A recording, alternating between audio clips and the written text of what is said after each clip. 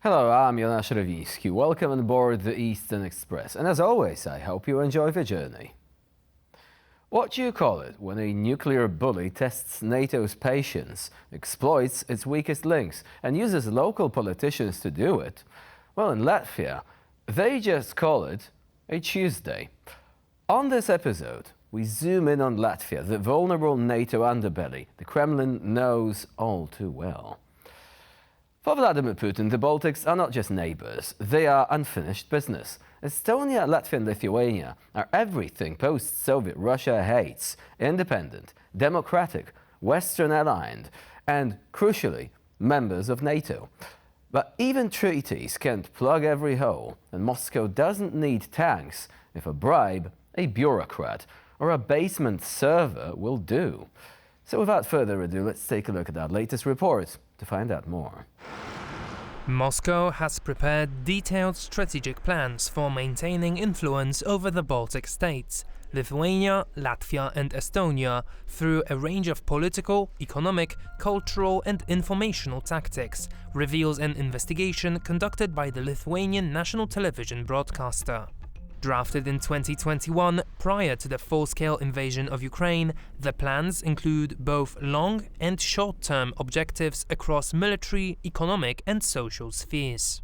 The report details that the Kremlin's central goals include countering NATO's presence in the region, primarily by preventing the establishment of NATO bases and missile systems in Lithuania. Moreover, the Kremlin aims to reverse the marginalization of Russian speakers, exclusion of Russian media, and demolition of Soviet monuments in the region. Consequently, Russia aims to protect and promote the Russian language, historical narratives, especially regarding Soviet-era monuments, and its cultural presence in the Baltic states.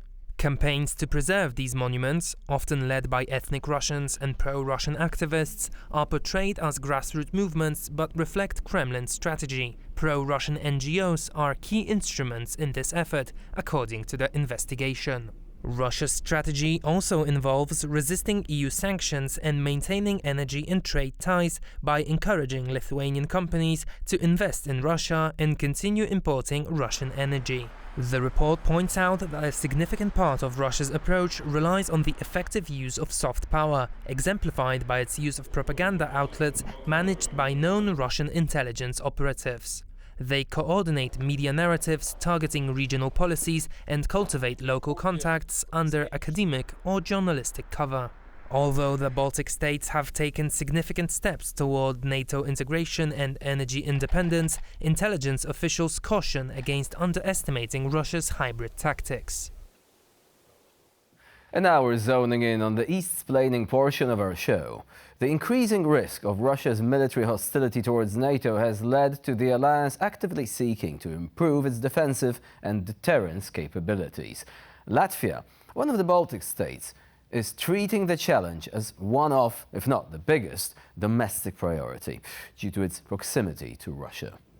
In response to Russia's growing threat, Latvia is undertaking a sweeping military and strategic transformation to bolster deterrence. Its defense budget has risen from 1% of GDP in 2014 to 3.65% in 2025, with plans to reach 5%. This signals serious political will for NATO allies and supports Latvia's goal of becoming a credible contributor to regional security. Militarily, Latvia is acquiring advanced systems, HIMARS, IRIS-T missiles and coastal defenses, while investing in robust command, logistic and maintenance capabilities. A mandatory conscription program, the State Defense Service, launched in 2023, aims to add 4,000 recruits annually by 2028, feeding a revitalized reserve force to sustain long-term combat operations.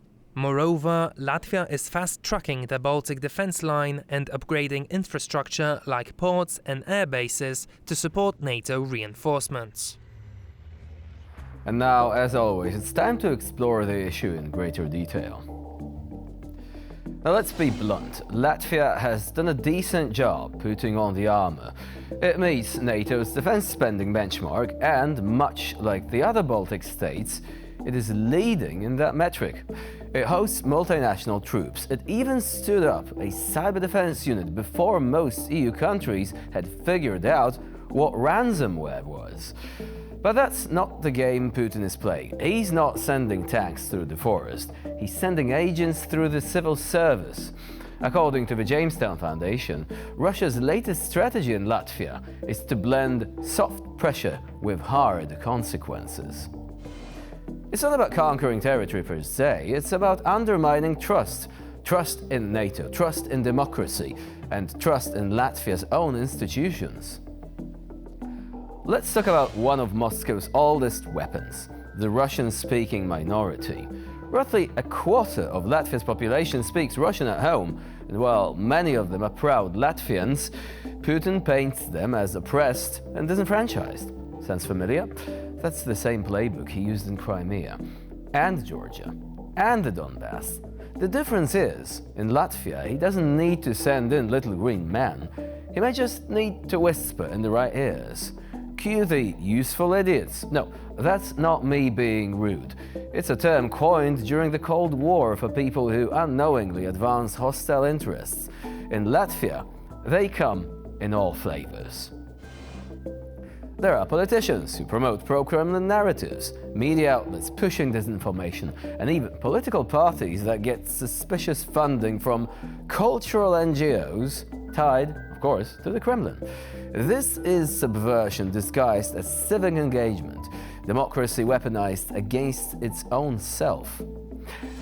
Russia's strategy is what military theorists would call grey zone conflict. It's not war, but it's not peace either. It's a limbo where plausible deniability rules.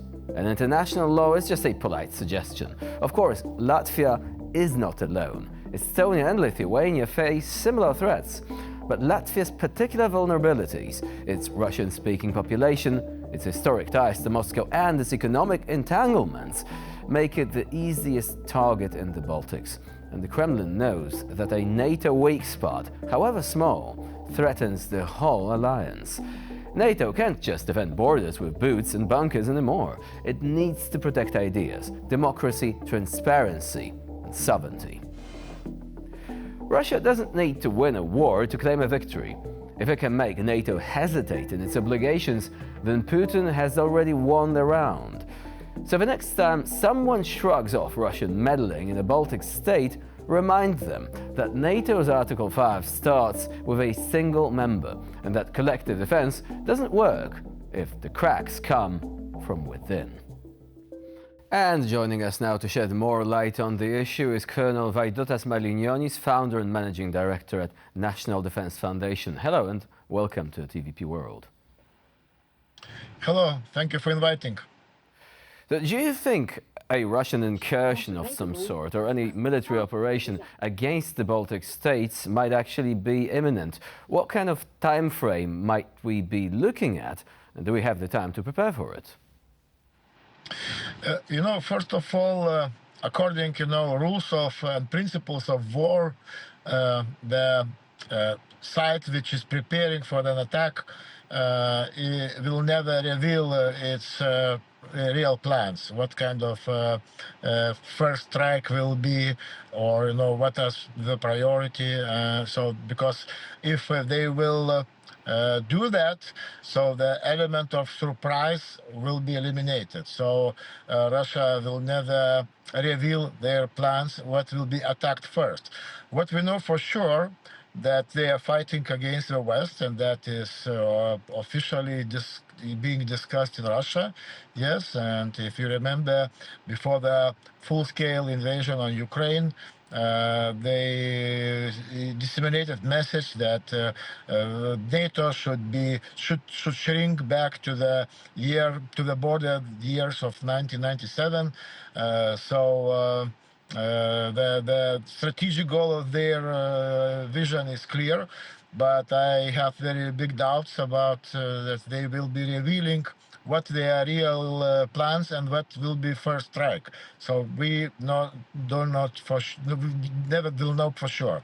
I would be much more so to say, worried if they will say that Baltic states will never be attacked, we have no interest. So that would be, for me, the indication that most probably they will attack Baltic states first. So. And in this case, right now we have messages even from Russia's foreign minister Lavrov. He is also saying some, disappointment about the Baltic states. So it looks like they're trying to demonstrate, that the Baltic states will be maybe first track priority. But I have very big doubts.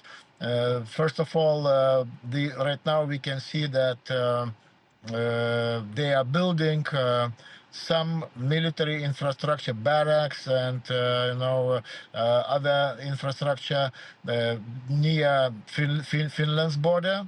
Yes, of course they are building and increasing, have plans to increase Leningrad military district, which has intent to fight against West. So I think all Europe, all NATO countries should be focusing not on what they are saying, but on their steps. If you remember also the good example before the full-scale invasion, yes, in 2022, end of February, by the end of 2021, American intelligence and NATO intelligence indicated that Russia is preparing invasion to Ukraine. But they were saying, no, it's not the case. We are just exercising there, yes. So, but later on, it revealed that it wasn't true. So they just were saying that to calm down and to keep that element of surprise. But nevertheless, hybrid warfare is happening in the Baltic Sea, in the Baltic states, and not only in the Baltic states. And to mention, those cables which were broken, in the Baltic Sea. Attacks Also, against infrastructure, right? I actually wanted to ask you about yes. hybrid warfare risks, because some commentators and authors of reports published by numerous institutions claim that, for example, there is a substantial risk that at some point Russia could try and use hybrid warfare strategies, perhaps similar to the annexation of Crimea, against regions located in one of the Baltic states when there is a large Russian population that also has, let's just say, problems with following the directives of the central government. Now, some have pointed out, for example, that Latvia's Latgale region could be such a flashpoint. Do you think that there is something that can be done in order to avert this risk? Well, of course, to avert this risk, of course, in the best, aversion is integration of the Russian-speaking population into our democracies. Yes, of course, working with democracies and working with the disinformation, which Russia is constantly trying to flood over our nations. Yes, and of course, it's not will not be done per one day or per 1 year. It's continuous and thorough work should be done. But of course. There are other measures, how to cope with that.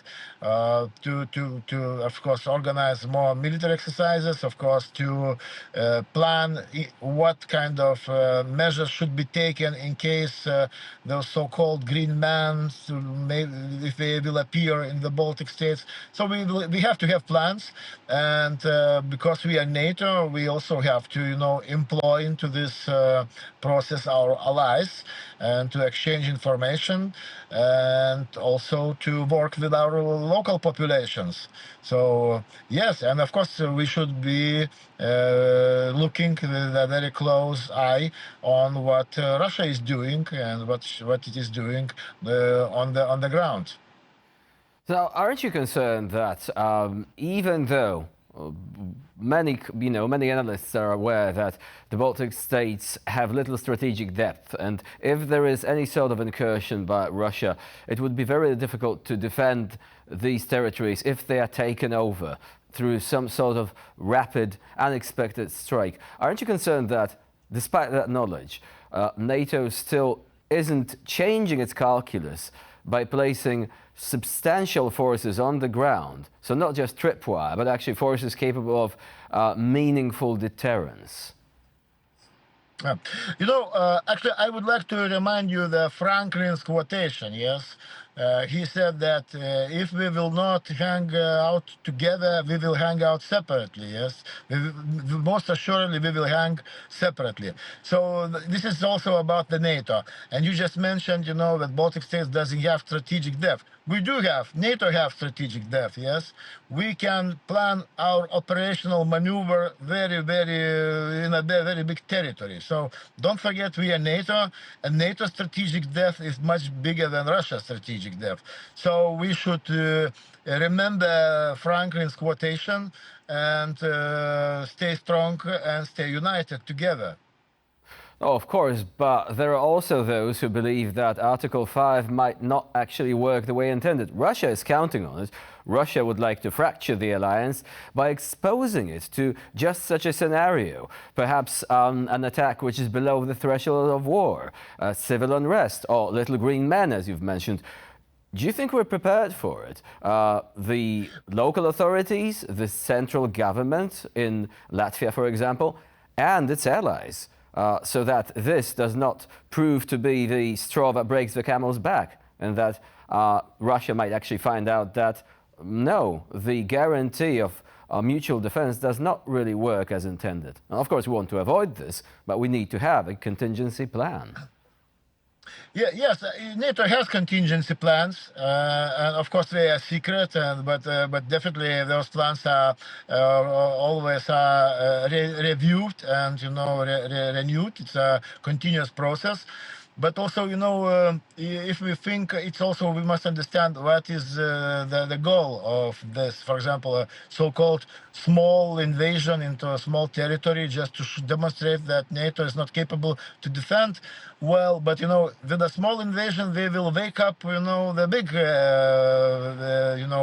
big animal of NATO. So this is also has two-sided effects. So what is reasonable? Maybe it's better to attack bigger country or in the NATO and to because NATO countries, even with a small invasion in the Baltic states, for example, you just mentioned Latgal region or Narva in Estonia, definitely it will trigger big processes in NATO. So I don't think they planners probably plans like that, and this is also goes along principles of war. So of course we don't know their real plans, but according principles of war, if they wouldn't like to wake up the big powers, they definitely probably target for something more substantial. But this is only my prediction. Plus, don't forget that Russia right now is very deeply involved in Ukraine, and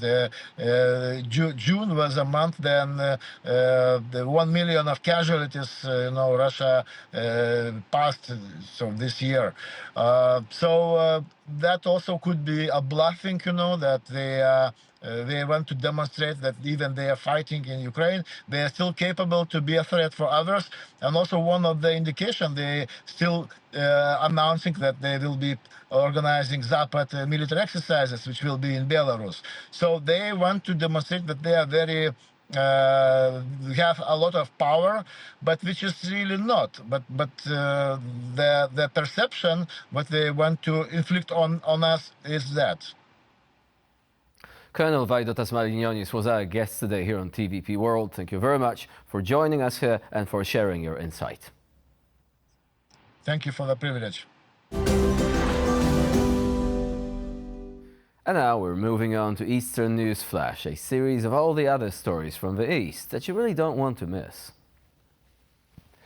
Ukraine and Russia conducted their fourth prisoner exchange throughout the week. under agreements reached during the Istanbul talks held earlier this month between Kiev and the Kremlin. Moscow has also returned some of the bodies of Ukrainians killed on Russian territory. Ukrainian President Volodymyr Zelensky confirmed the return of more Ukrainian captives, with the freed soldiers wrapped in national flags.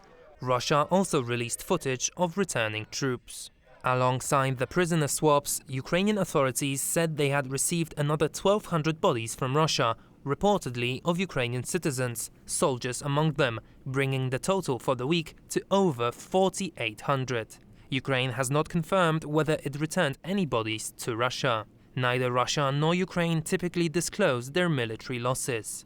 Nonetheless, the General Staff of Ukraine's armed forces reported last week that Russia has lost more than 1 million troops in Ukraine since the beginning of its full-scale invasion in 2022. Ukraine's military intelligence agency has carried out a high-impact sabotage operation in Kaliningrad, igniting a fire at a key electrical substation. The operation is said to have caused $5 million in damages. Ukrainian agents disabled the substation's transformer by draining its coolant before setting the whole facility on fire, disrupting operations at nearby military infrastructure, according to the Kyiv Independent. The Kaliningrad operation is part of Ukraine's expanding campaign of covert attacks targeting Russian infrastructure. Ukraine's military intelligence agency, together with Ukraine's security service, has also conducted strikes deep inside Russia, including, but not limited to, Operation Spiderweb, a drone attack that damaged 41 Russian aircraft across 4 military airfields. These operations underscore Ukraine's growing reach and resolve in asymmetrical warfare. Russia's state nuclear corporation Rosatom will head an international consortium to build Kazakhstan's first nuclear power plant. Rosatom has offered to finance the construction, with further details now under negotiation. The plant will be located near the village of Ulken by Lake Balkhash, following public approval in a 2024 referendum. Despite being the world's top uranium producer, supplying 43% of global demand, Kazakhstan faces electricity shortages. The new plant aims to boost domestic power generation. Chinese, French and South Korean entities all bid on the project and will reportedly be included in the consortium. However, observers suggest Rosatom is likely to dominate the project alone. The move aligns with President Kassym-Jomart Tokayev's balancing of ties with both Russia and China. The announcement precedes Chinese President Xi Jinping's upcoming visit to Kazakhstan. And for this episode of Eastern Express, it's the end of the line. Please stay with us here on TVP World for more latest news and updates. I'm Jonasz Rewiński. Bye for now.